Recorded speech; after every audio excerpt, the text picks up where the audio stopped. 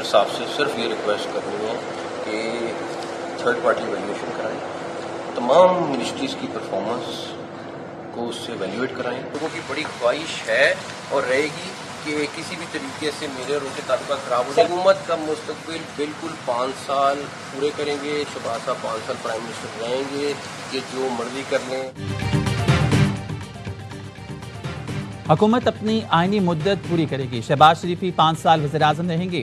वज़ीर दाखिला मोहसिन नकवी की गुफ्तगू, बोले निज़ाम गुज़िश्ता 80 बरस से तबाहाल है। मेरा बयान चार्जशीट नहीं, निज़ाम की खामियों की निशानदही है। मौजूदा निज़ाम में भी FBI की आमद में नुमाया इजाफा हुआ। भारत के खिलाफ मार्के हक में शानदार कामयाबी हासिल की। सिफारती मुहाज पर कामयाबियाँ हासिल हुई। मुतादिद इस्लाहात नाफिज की गईं। कुछ अनासर मेरे और वज़ीर-ए-आज़म के ताल्लुकात ख़राब कराना चाहते हैं। ताल्लुकात ख़राब करने की ख्वाहिशें पूरी नहीं होंगी। वजारतों की कारकर्दगी जांचने के लिए वज़ीर-ए-आज़म तमाम वजारतों का थर्ड पार्टी ऑडिट कराएं। मेरी हाजिरी 70% है।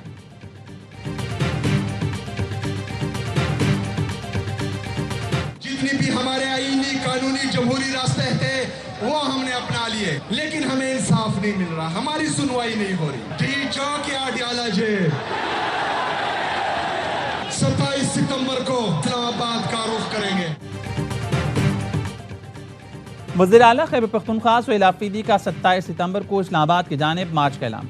पेशावर में जलसे से खिताब में सुहेल आफरीदी ने कहा, PTI रहनुमाओं के केस मेरिट पर सुने जाएं। मेरिट पर केस ना सुने गए तो 27 सितंबर को इस्लामाबाद का रुख करेंगे। बानी PTI और बुशरा बीबी को फैमिली और ज़ाती मौले से मिलने दिया जाए। शेख वक्कास अकरम का एक्स पर पैगाम लिखा। वज़ीर आला सुहेल आफरीदी ने 27 सितंबर को लॉन्ग मार्च का ऐलान कर दिया। वज़ीर आला के खिताब के दौरान कारकुनों ने डी चौक के नारे लगाए। चीफ मिनिस्टर ने जवाब में कहा, लॉन्ग मार्च का रुख अडियाला की तरफ होगा। मीर रजा अली की पोस्टमार्टम रिपोर्ट पर पुलिस सर्जन के एतराज। पुलिस सर्जन कराची ने SSP को मुरासले में लिखा, लाश के एक्सरे नहीं किए गए। गोली के दाखिल होने वाले जख्म पर मौजूद ब्लैकिंग का केमिकल तस्दीक के लिए नमूना नहीं लिया गया। क्राइम सीन पर लाश की मुनासिब तस्वीरें नहीं ली गई। गोली के दाखिल और खारिज होने वाले जख्मों की दुरुस्त पोजीशन वाज़ेह नहीं।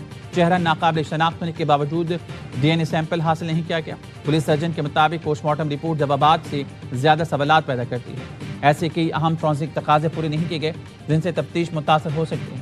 तमाम एतराज़ात का साइंसी और कानूनी बुनियादों पर जवाब दिया जाए। तसल्ली बख्श वजाहत ना मिले तो कब्र कुचाई करके दोबारा मुआयना किया जाए। हमारे बच्चे को ब्रूटली मर्डर किया गया है, मर्डर किया गया है, मर्डर किया गया है।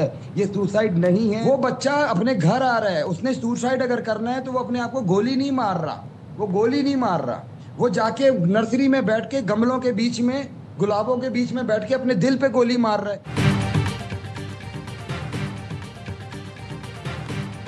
बेटे ने खुदकुशी नहीं की, बेरहमी से कत्ल किया गया। अकलौते बेटे के जनाजे को कंधा दिया। मकतूल मीर रजा के वालिद की ARY न्यूज़ से कहा, मेरा बेटा बिजनेसमैन था, 4 दुकानें चलाता था। किसी को बचाने के लिए पूरा बयानिया तब्दील किया जा रहा है। वो वीडियो कहाँ है जो रात 3:30 बजे मोटरसाइकिल पर लोग आए। एडिशनल IG कराची आज़ाद खान ने कहा, पुलिस सर्जन ने पोस्टमार्टम रिपोर्ट तस्वीरों की बुनियाद पर बनाई। मीर रजा के अहल खाना चाहेंगे तो दोबारा पोस्टमार्टम के लिए कब्र कुशाई की जा सकती है।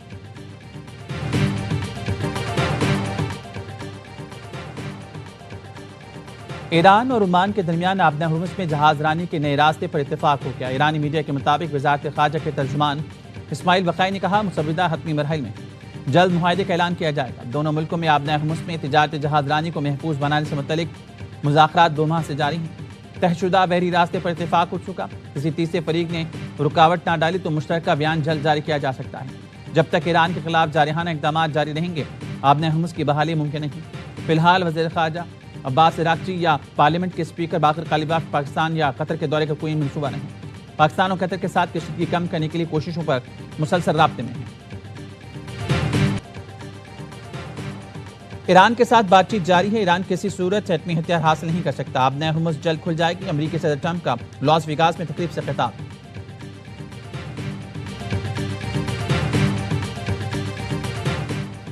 पाकिस्तान खित्ते में अमन के लिए मुखलिसाना कोशिशें जारी रखेगा। वज़ीर-ए-आज़म का ईरानी वज़ीर सनत और वफ़द से मुलाकात में गुफ्तगू। कहा, पाकिस्तान अपने बेहतरीन हमसाया बरादर मुल्क ईरान से ताल्लुकात को इंतहाई कदर की निगाह से देखता है। खित्ते में पायदार क़यामी अमन, 2 तरफ़ा ताल्लुकात, तिजारत के फ़रोग़ के लिए ईरानी सदर से अच्छी गुफ्तगू हुई। वज़ीर-ए-आज़म का सुप्रीम लीडर आयतुल्लाह सैयद मुज्तबा हुसैनी खामनई और सदर मसूद पेज़ेश्कियान के लिए नेक तमन्नाओं का पैगाम। वज़ीर-ए-आज़म शहबाज शरीफ 2 रोज़ा दौरे पर आज شام سعودی عرب جائیں گے۔ وزیراعظم سعودی ولی عہد محمد بن سلمان سے اہم ملاقات کریں گے۔ دو طرفہ تعلقات خطے کی صورتحال زیر غور آئے گی۔ بابر کے back to back 2 shot boundary کے پار، 26 سال سے ویسٹ انڈیز کے خلاف ٹیسٹ سیریز نہ ہارنے کا ریکارڈ برقرار۔ پاکستان نے دوسرا ٹیسٹ جیت کر 2 میچز کی ٹیسٹ سیریز 1-1 سے برابر کر دی۔ شاہینوں نے پورٹ آف اسپین میں 8 وکٹ سے میدان مارا، 75 رنز کا ہدف 2 وکٹ پر حاصل کیا۔ میزبان ٹیم اپنی دوسری اننگز میں 117 رنز پر ڈھیر ہوئی۔ ساجد خان اور علی عثمان نے 4-4 شکار کر کے کیریبین بیٹنگ لائن کے فرقچے اڑا دیے۔ پاکستان نے اپنی پہلی اننگز میں 387 رنز بنا کر 43 رنز کی برتری حاصل کی تھی۔ عبداللہ شفیق نے 160 رنز کی ناقابل شکست اننگ کھیلی۔ ساجد خان نے میچ میں 8 وکٹیں حاصل کی۔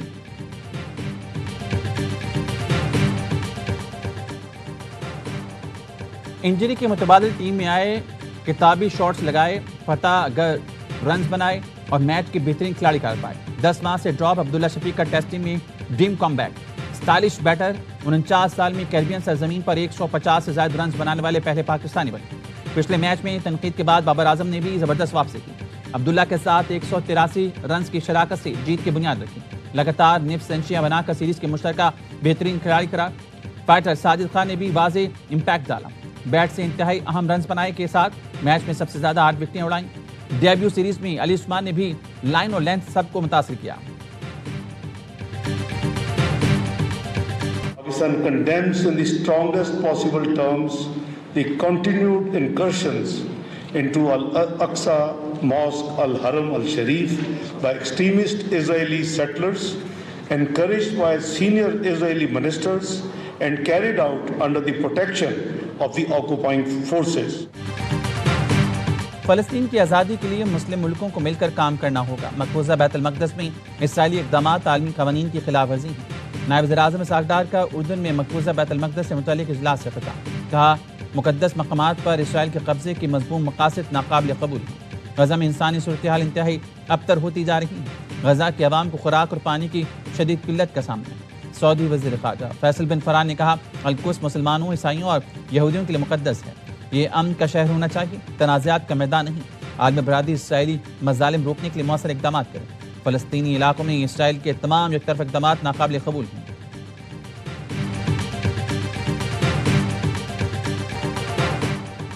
پاکستان اور امریکہ کا انسداد دہشت گردی کے شعبے میں تعاون بڑھانے کا فیصلہ۔ داعش، القاعدہ، TTP، BLA سمیت دیگر دہشت گرد تنظیموں کے خطرات سے نمٹنے پر اتفاق۔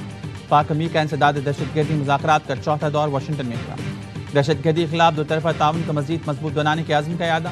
ترجمان دفتر خارجہ کے مطابق مذاکرات میں سرحدی سلامتی مزید مضبوط بنانے پر اتفاق کیا گیا۔ دہشت گردوں کے سہولت کار نیٹ ورکس توڑنے کے اقدامات پر بھی اتفاق۔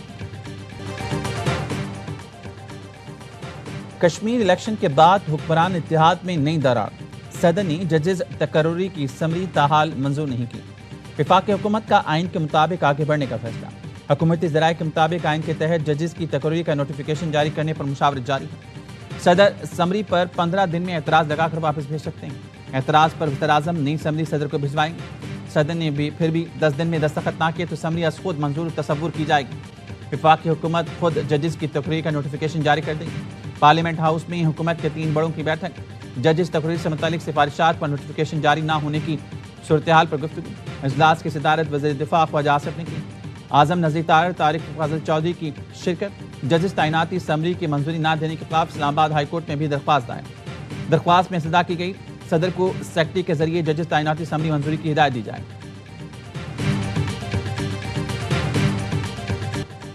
کراچی کی سرنگری اندھیرے میں ڈوب گئی۔ کے الیکٹرک نے پوری بستی کی بجلی کاٹ دی۔ ترجمان کے الیکٹرک کہتے ہیں 1 ارب 80 کروڑ واجب الادا ہیں۔ صارفین بل کی بروقت ادائیگی یقینی بنائیں، مفت بجلی نہیں دی جا سکتی۔